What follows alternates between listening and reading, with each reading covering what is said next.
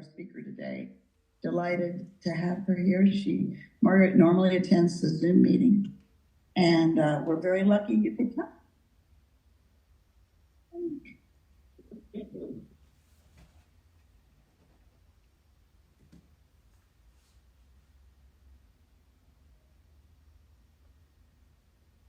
My name's Margaret A, and I am an alcoholic. And my sobriety date is October 1st, 1989. I'm into recovery here in El Paso at the Arid Club, along with Bridget. Bridget was in there at the Arid Club at that time. And welcome everybody from Early Birds Online. That's my home group, and they have all heard my story in bits and pieces. So, but this time I'm just going to give pretty much as much as I can, pretty much the whole thing. I've worked adult children of alcoholics, Al-Anon, and AA, but AA is my primary program. I'll give you a little bit about my background. I grew up in a very religious family. My father was a Protestant minister. My mother got her master's in Christian education and worked constantly when we were growing up as a volunteer in the church. It was a family that we always lived under the poverty level. I had 3 siblings. I was in the middle, and we very highly stressed service work and education. It was also a family where nobody touched each other.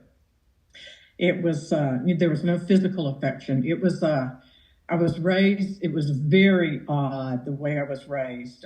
My father was an insane work addict, and he had all of the character defects of an alcoholic.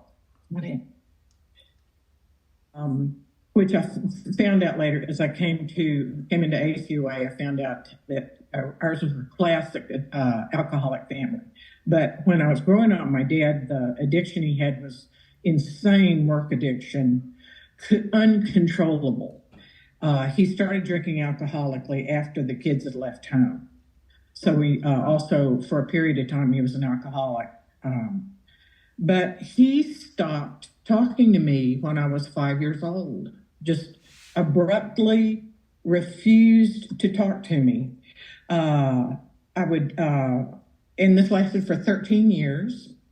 It happened right in front of the whole family, and everybody it was like our family was in a trance, just everything's okay, which is very classic alcoholic family behavior. I didn't find out why he'd done that until I was about 35, and I'll give a little bit of background. What I assumed was that I had done something terrible, but he never told me what it was. But this was just refusing to acknowledge me. I'd go up and talk to him, ask him a question. He'd just pretend I wasn't there for 13 years. And I just assumed that since nobody ever said anything, that my mom didn't realize what was going on. She was just, he was pretty abusive to her, and she just stayed checked out. The whole time that I was growing up, my siblings and I have talked about that. She just kept this little half smile on her face, and she was just checked out. But again, this is classic alcoholic family stuff. I don't know how many of y'all were, I assume a good number, were raised in alcoholic families. And it was very illuminating to me I came into ACUA first. A few days ago, there was a reading in Daily Reflections about our inability to be just one among many. I don't know if y'all remember that reading of just a regular human being. And it was really kind of blew me away because it put some things into perspective about that I was a full-blown alcoholic in my thinking, even when I was a child. I could not be one among many. I couldn't do competitive sports, refused to do that because the possibility of failure, making mistakes was just unacceptable. Had to be perfect in everything, the very best in everything. A straight A student, very best in the class. Jerry knows about this, the perfectionism. And I but I had to be so perfect that I would never get criticized too, couldn't make mistakes. But I realized that with that reading that, I was an alcoholic. I had the whole ism even as a child. So it was kind of, oh, that's why I was that way. It's just alcoholic mind. We were very nerdy, geeky family. I had two brilliant sisters. My older sister was a merit scholar. My younger sister's IQ was over 200, if you can imagine that. It was in a range where they couldn't even measure it. And I really appreciate now, there was a tremendous amount of competition, but I appreciate now growing up with these incredibly intelligent sisters because it challenged me. I had to keep up with them as much as I could. We were very nerdy, very geeky. We had, I'll tell you about one incident that happened when I was in middle school, junior high. We grew up in the South. We were in Memphis, and my dad and my older sister got real involved with the civil rights movement. And we were in a church that was very, very racist.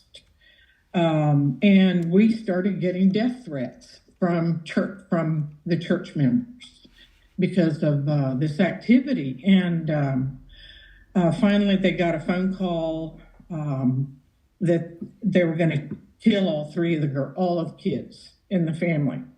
And so this was from someone in our church. So they farmed us out to different families around town, didn't tell anybody where we were, and my dad looked for another church outside of the Memphis area. And we ended up moving to Texas City, which is south of Houston. And that's where I went to high school. But because of that incident, I have a lot of trauma associated with church people. And even though I continue to be a very religious person, it's hard for me to go to church because I just get panicked, just what are these people? Who am I sitting next to? And what do they really want to do? What are they really thinking? But that's affected my spiritual life, my religious life too. So when I was in high school, I did not any idea of what I wanted to do for a living, and other people around me just seemed to know I want to do this, I want to be this, and I just didn't have a clue. And we were expected to go get graduate degrees. This is just an expectation in the family, but I was just not interested in that. And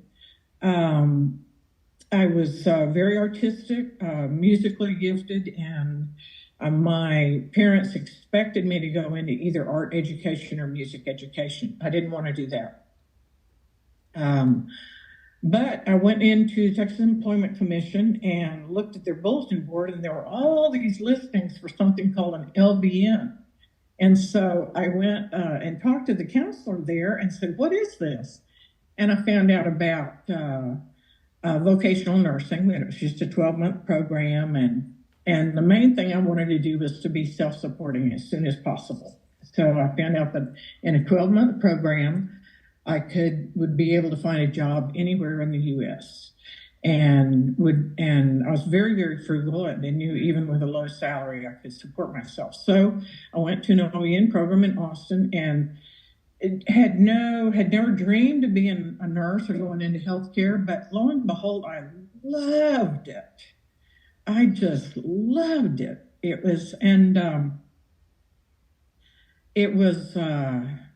I continued after 10 years, became an RN, and ended up working in nursing for 48 years. It was an incredible field, and we have a number of nurses here in this, in both Early Birds Online and regular Early Birds in person. But it did I had wanted to be an artist when I grew up. And I got so seduced by nursing and by all the approval that I got. Oh my God, the approval. I was an approval junkie. And if you can imagine growing up where anytime I'd look at my dad, or if he would make eye contact with me, he looked like he wanted me dead. The whole time I was growing up. So you can imagine this set me up to be an approval junkie. And I still, I've struggled with that all through recovery. I have to be very aware that I'm not motivated by seeking people's approval or people pleasing. So also, I didn't start drinking until I was 18, I guess. We didn't have alcohol except a little bit of Mogan David wine when I was in high school that they drink in these little tiny cups. But I had my first experience getting drunk when I was 18, and I was working on doing farm work in England, and in a farm that all the farm workers were international students, and this group of French students, young men, got me drunk, and thank God they didn't do anything to me. But I didn't. Wow, what is this? What a weird feeling, but it's kind of nice. And so I spent that summer and my time off hitchhiking around the area where we worked and would visit all the pubs, country pubs, and this is so cool. And I just, look, I just love the drinking hard cider, mead, shandy, which is a mixture of lemonade and beer. Didn't drink hard liquor at that time. But it was a fascinating, I love, and I still, all through my drinking life, I loved dive bars. So, there was a love going around in England. That started there, of visiting little country dive bars. When I got back to the States, I really lived a double life. There were people who just saw me as a nurse, very proper. You get a lot of approval working as a nurse, very proper. And then I had this other life, which was drinking and partying. I had a lot of social anxiety, and man, that the alcohol just made that disappear. And gradually, throughout my 20s and 30s, I drank more and more and more. I balanced it out with alcohol and insane overwork. And the alcohol would allow me to moderate that work addiction, which nothing else did. And it also allowed me to have fun. We were not a family fun was pretty much probably a sin, or if not, it was very close to it. And my parents didn't do the closest they had to having fun was they would watch these Swedish Ingmar Bergman movies. That was as much fun as they ever had. It was a family and so here, man, I could drink and I have fun and I dance. I just love to go out to bars and dance. But gradually, it just the work addiction got more intense. The drinking got more and more and more, but always playing the two off of each other.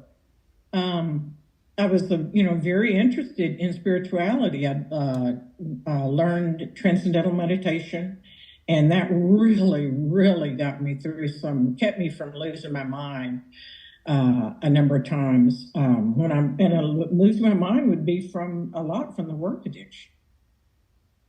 I spent, my 20s and early 30s, I was fascinated with travel and would work for several months in the U.S., save up all my money, and then go and travel until my money ran out, and come back up to the States, work again, going to travel mainly in Mexico and Central America. And eventually I ended up working for a year in Honduras under Doctors Without Borders.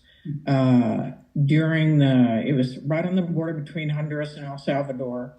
And we were doing security and protection for Salvadoran refugees escaping across the border into Honduras. And I worked as a nurse for them under UN High Commission on Refugees. And this was, I loved it, but it was like in order to feel good about myself, I had to be living on a heroic level.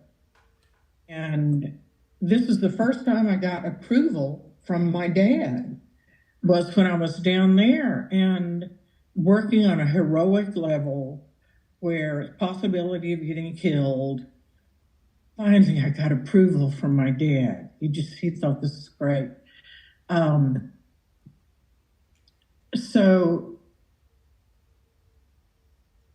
Just to give you an example of how much I drink, women's drinking patterns are a lot of times different from men. And when I was doing this work in Honduras, I drank a half a liter of Nicaraguan rum every day. And when I was in the States, I had this rule I would only drink a half a bottle of wine a day. But looking back, when I got into recovery, I realized, okay, I kept that standard, but the bottles kept getting bigger.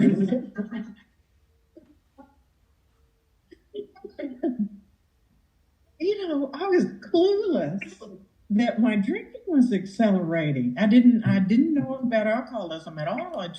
It was a necessity. I spent about a quarter of my income on alcohol and didn't budget until after my alcohol needs were filled. Didn't realize I was doing that either. It was just an absolute necessity to have alcohol. Nobody spotted that I was an alcoholic. I would drink wine at home, then I'd go over and visit. I was living in Galveston when I was working, and then I'd go drink with my dad, vodka after that. And then I would go out to bars with my friends or dance clubs. And so nobody saw the whole picture. And so I never got feedback that I was drinking excessively. I like to hang out with other people who drank a lot too. So when I was 35, after I came back from Honduras, I was just exhausted, absolutely exhausted, and went and stayed in a convent in Mexico City for 6 weeks, just as a retreat and a rest. And I loved it, just loved it. So I came back to Galveston, and after a period of time, decided to, I felt like my life was just out of control, especially relationships with men, just very unsatisfying relationships, and I didn't understand why. And I went into a period of prayer and got the answer to go down to this convent. And it was nobody was surprised, from what my personality was. It was a normal thing for me to do. Very interested in spirituality. And my dad, it turned out, got incensed about this. We had not been raised anti-Catholic, but the month before, I told him about a month before I left, and he stopped talking to me for again during that period. And then he offered to drive me up to the bus station in Houston. And of course, he wasn't talking to me, so my mother told me this. So got in the car, and he just, while we were driving up, it's just about an hour drive, he was just shaking. He was in an absolute rage. And he'd been a rageaholic the whole time I was growing up, too. You just had to tiptoe around it, but he was in a rage. And he started telling me about this vow that he'd made when I was 5 years old, what he called it was not to respond to me. again, which he kept for 13 years. And he told me why he did that.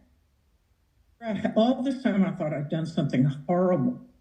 And he said, you were crying, sitting in the living room crying and sucking your thumb. And I went over to comfort you and you shook me off. And right then and there, I decided I'm never going to respond to her again. So that was the horrible thing that I'd done. No, he wasn't dependable. I can understand shaking him off. This guy was just not dependable at all. He was scary. It was what a gift to find out that I hadn't done anything horrible. And I also realized listening to him, this guy is nuts. He is mentally ill. And it was so different from what his professed values were, too. So I'm so thankful I went to this convent in Mexico City. I was there for about 2.5 years, and it was a safe place for me to recover from getting this awareness that I'd been raised by someone who was absolutely insane. It was a safe place, but no relationships and no alcohol. And my work addiction from day one at that convent just got uncontrollable.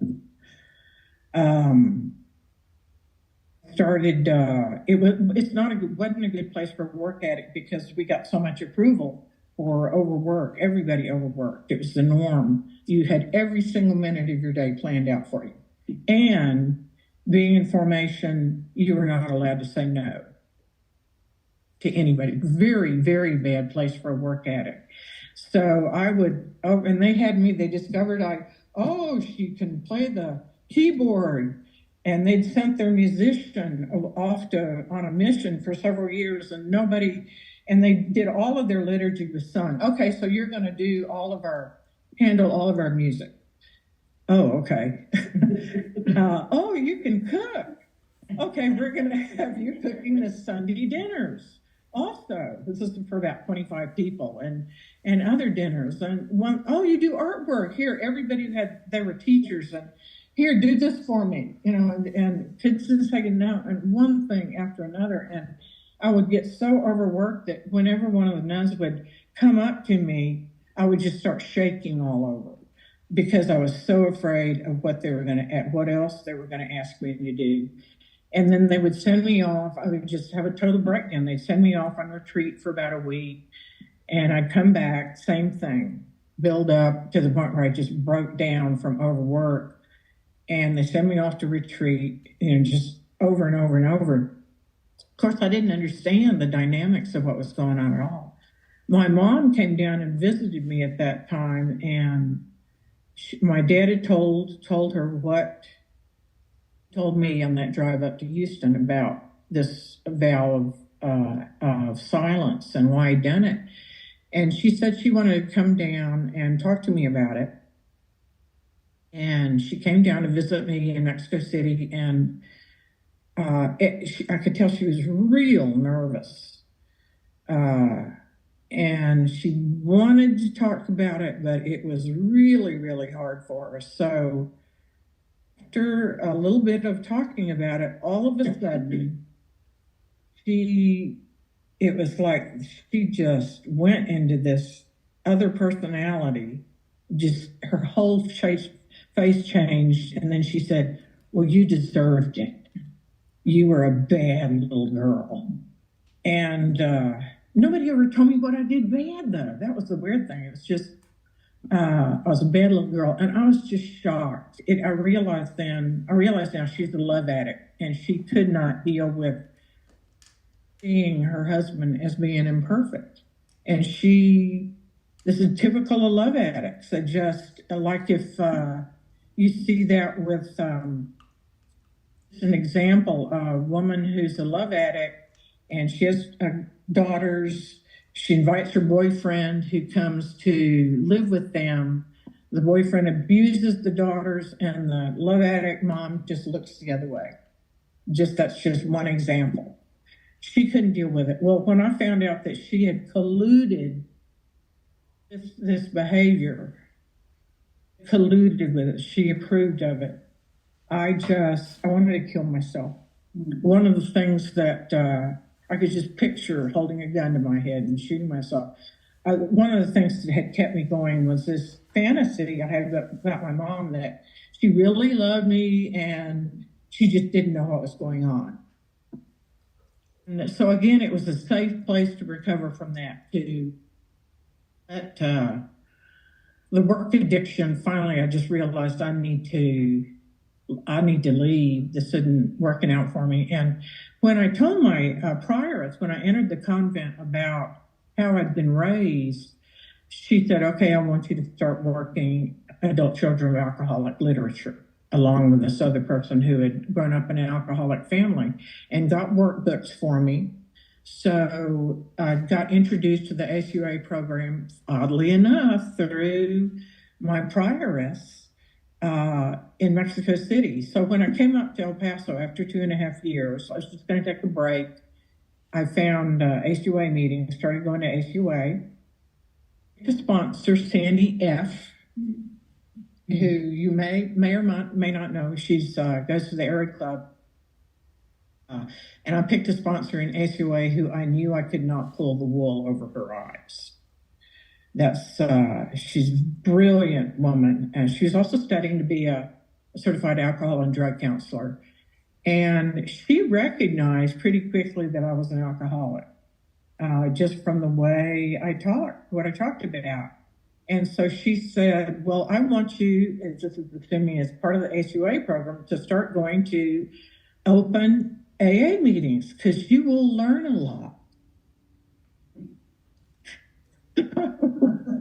If she had told me, I suspect you're an alcoholic, I want you to start going to AA, I would have done everything possible to prove that I was not an alcoholic. The way she said it, I'll just go to this open AA meeting because you'll learn a lot. Oh, okay. So I went to my first meeting at the Airy Club. And this was several months after I'd gotten back to El Paso. And the new meeting at the Airy Club, which is an open meeting, and I started listening to people, and it blew me away, because here was a whole room full of people who thought exactly like I did. I'd always known I thought I had different thinking patterns than other people. Here's a whole room of people who thought exactly like me. And it's like, could I be an alcoholic? I could not avoid that. It was absolutely staring in my face that this was the type of person that I was. And I kept on coming to the meetings and almost immediately realized I'm an alcoholic. Even though at that point I hadn't put together all the bits and pieces of my drinking history. Once I stopped drinking completely, I started having drinking dreams. And that was like the seal that non-alcoholics do not have drinking dreams. It was like, oh, I really am an alcoholic. And Sandy continued to be my sponsor in AA. She's just, and the rest of my talk, I want to talk about the 12 steps. I honestly believe that God brought me from Mexico City to El Paso to work with this woman. She was, I'd had these spiritual directors at the convent who were very proper and appropriate, all this. And Sandy was a wild, crazy woman. She was incredible, but also just her insight. She's so brilliant. And I worked the 12 steps with her. And not drinking, I was able to acknowledge all these things that I had about myself that I had covered up with the drinking and the overwork and the relationships. When you start drinking, the stuff starts spilling out. When you start working the 12 steps, the stuff that you have been avoiding looking at yourself just starts spilling out. One thing I realized right away in looking at the second step was that the God I'd been relating to was trustworthy. My head, it was a God of love, but on a gut level, this was a God who was just like my father. What I've read somewhere is that your idea of God is based on, and the God you relate to is based on your father. And I really believe now it's whoever was the most powerful person in your family. For some people, that's their mother. But on a gut level, I was relating to a God who was just like my father. Regardless of what you did, you could never get approval or acceptance. Unforgiving, always keeping the list of everything that you've done wrong. I could go on just untrustworthy, and if you think about it, just an insane God too. This is who I was relating to. Even though I love to pray, love the liturgy, for instance, in the convent. But so what Sandy had me do, I told her, I can't. There's no way I'm going to be able to turn my will and my life over to turn my will and my life over to God, to that God. Are you kidding? So she had me she said, I want you to sit down and write a job description for a higher power. So, you can't do that. The thought of you can't change your higher power. This was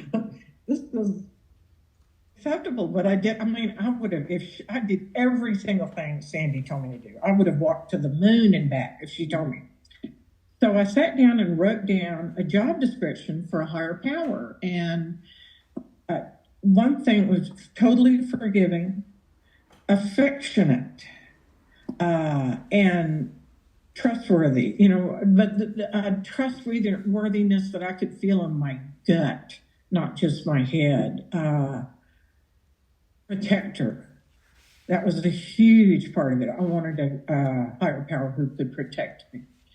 And it was a list of maybe about 10 things. And I took it to her and I said, this doesn't look like anything like the Christian God I've been relating to. It just doesn't look, the only thing I can come up with what this reminds me of is a dog. And she's right on. So she said, that's it. That's your higher power. A dog. What? So what I did for that whole first year of recovery this was the mental image that I had for a higher power, was that of a dog, specifically of a German Shepherd. We raised, who are incredible protectors. And that helped me get over that, get it to my gut level of what a God of love was really like by imagining a dog, having the mental image of a dog. And my husband and I raised German Shepherds. So it's funny how that's worked out. And gradually, as I will let go of that and come to more just a feeling of the Spirit, the Spirit. I'm still Christian, although I don't like to go to church. But it's more the God that I relate to is more like a spirit, a dog-like spirit. So when it came to the third step, I was still very shaky about turning my will and life over to God. Very, very shaky. And I read the third step prayer, and it was just too long for me. Kind of flowery words, and I wanted something I could just whip out just like that, but I didn't. How do I do this third step? So I was looking at the YMCA on Montana, loved it. It was like this little nun cell that I lived in. It was just I loved living there, and didn't have a vehicle. I rode the bus everywhere, and it was a Sunday. I was wondering about this third step thing. A Sunday, and I wanted to get to the Air Club, and so I stumbled out the front door and got on a bus without a cup of coffee, and I gotten on the wrong bus. So I didn't realize it till we were somewhere in 5 Points. And I said, oh, wait a minute, this bus, what's this turn it just made? Oh, I'm on the wrong bus. So I just got off at the next stop. We were right in front of St. Joseph's Catholic Church. So I thought, well, okay, I'll just go in and go to, the rest of Mass, or go to Mass. And I walked in, and there was this priest, Franciscan priest, who had a group of children up in front. He was teaching them how to pray. And he said the way he did it with these kids was he said, give me a G, G. Give me an O, O. Give me a D, D. What's it spell? God. Give me an H, H. Give me an E, E. Give me an L, L. Give me a P, P. What's it spell? Help. Spell. God help. God help. God help. And I was just like, oh my God, this is my third step prayer. But there were so many miraculous things like that happened in early recovery, where I got exactly the answers that I needed. It was just uncanny. And I'm sure anybody who's worked the 12 steps has experienced that. You just get these uncanny spiritual experiences. God brings you exactly what you need. When I started doing the fourth step, but I used God help maybe 100 times a day. I was just so terrified.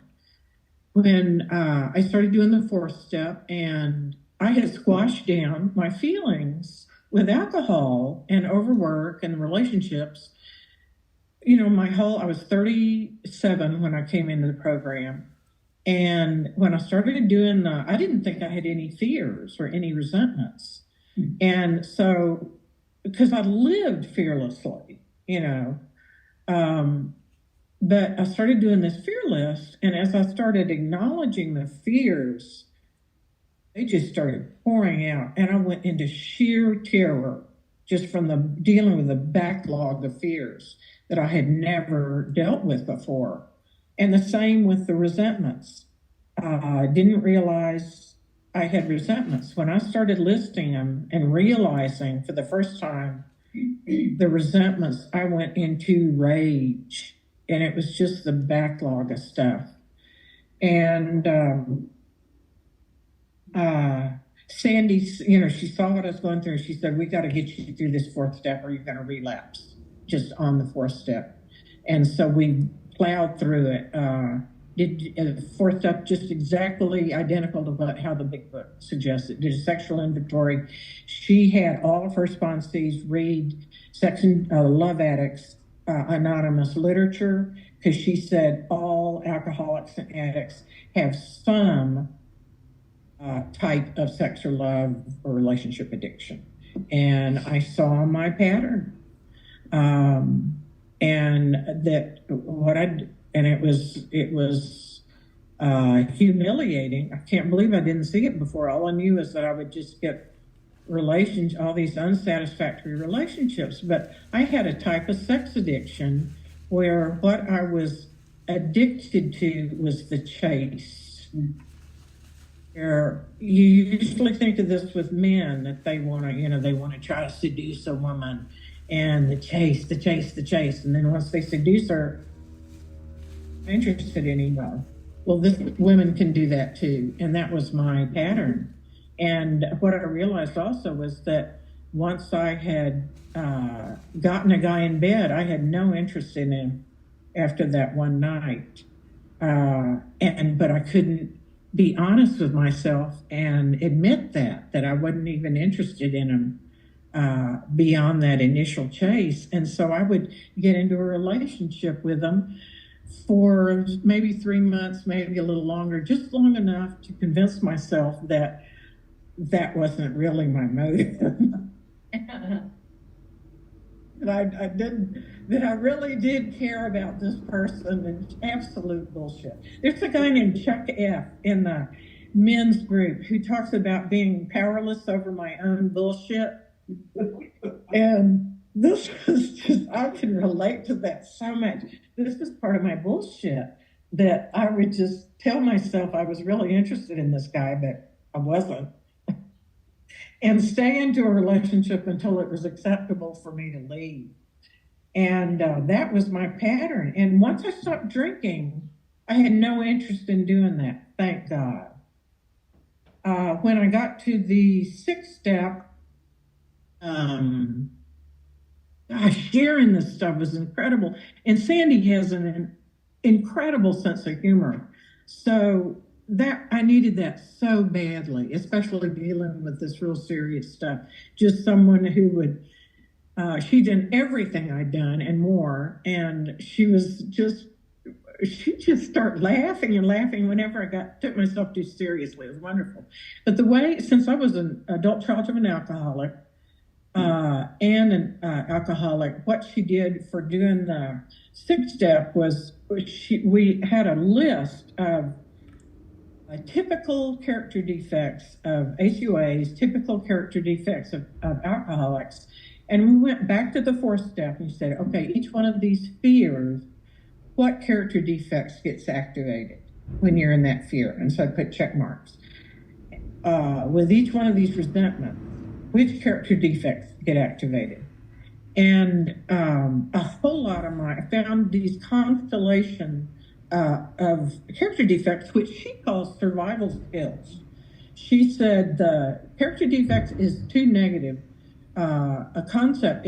These were survival skills: approval seeking and people pleasing, judgmentalism and contempt, envy. I had no idea I was envious, terribly envious of my sisters, for instance, and of other people, because as an ACOA, I had trained myself to be needless and wantless. I didn't envy anybody. Perfectionism, grandiosity. Ooh, that grandiosity just underlay everything in my work addiction. Caretaking, excessive fear. I was a control freak and didn't even realize it.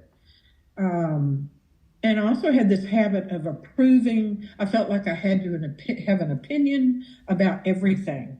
And it was my God-given duty to either approve or disapprove of everything. Well, this was coming to the Airing Club that I realized this is like, man, this takes an awful lot of energy, just feeling like you have to have an opinion about everything and whether you approve or disapprove of it. So this is, and so I asked God. I didn't do this thing about asking God to remove everything all at once. I would recognize when I had a particular constellation of survival skills going on, and that were a burden, had become a burden, and then I would ask God, remove this particular one. It was very hard to do a 3rd step, and I'm going to wrap it up because I mainly wanted to talk about 2nd and 3rd step, but I could not, for several years, turn my whole will and life over to God. I just still did not trust God enough. And so I talked about this with Sandy, and she said I needed to find another job. I was working at Providence had become a profit-making institution, and just the whole institution had just changed so much. I just hated it. And so talked this over with Sandy. She said, okay, why don't you just do a 3rd step on your job seeking? You don't have to do your whole life, just in that for this one thing. And me, you guys, it's a little tilted. So a friend said, go apply at the school district. I realized I'd be happier at a nonprofit. Apply at the school district. And I said, well, I can't do that because you have to have a bachelor's degree. I don't have a bachelor's degree. Do it anyway. My sponsor said, and I went in and I had been working neurology for 6 months, and I went in and they needed somebody with a neurology background to work with at that time they had these 2 special schools for kids with developmental disabilities and mental retardation. And she hired me just like that, just on the basis of my experience. And it's like, oh my God, this is the results of a 3rd step. And so little by little, I would turn another area over my life, try a 3rd step on it. Just miraculous, unexpected results every time I did that. And what I realize now is that each time I do a 3rd step on something, some problem, everything works out in ways I couldn't have imagined. That's basically it. When you do a 3rd step, something, everything works out. It's always in ways that I couldn't myself have imagined. I really want to wind up with that because the 2nd and 3rd step, I'm not going to go into my 9th step, 8 and 9 steps. I did it I did have 100 people on that list, and my sponsor Sandy said, "No, you have a limit of 10." So, and I gradually learned how to appropriately apologize for things, and it just makes you feel wonderful when you do that. But the most radical thing for me in AA and working the 12 steps has been the 2nd step, choosing a different higher power, choosing, and learning how to do the 3rd step little by little. One other thing, I did get married when in recovery to a recovering alcoholic, Rob B. We've been married for 32 years, almost 32 years. Thank God I never tried to get married. Got married when I was 39. He was 42. Neither of us had ever been married. God somehow protected me. And he's a very decent guy. So I know God had to have been in that choice somehow he's just a decent, he really tries hard. He's not perfect, but he tries very hard to be just a decent guy. And I'll give you one example of the type of person he is.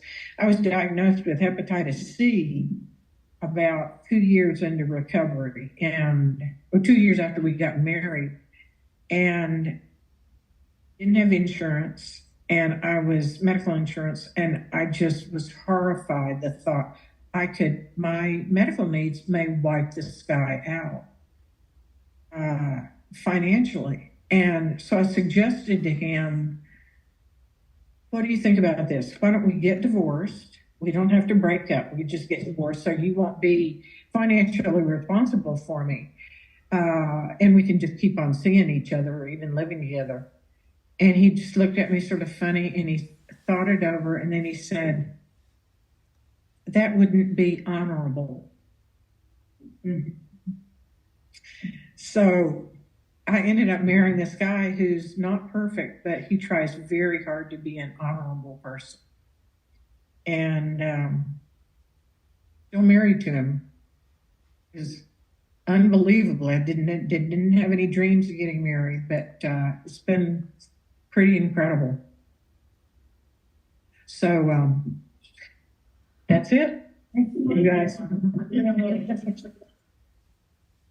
you so much.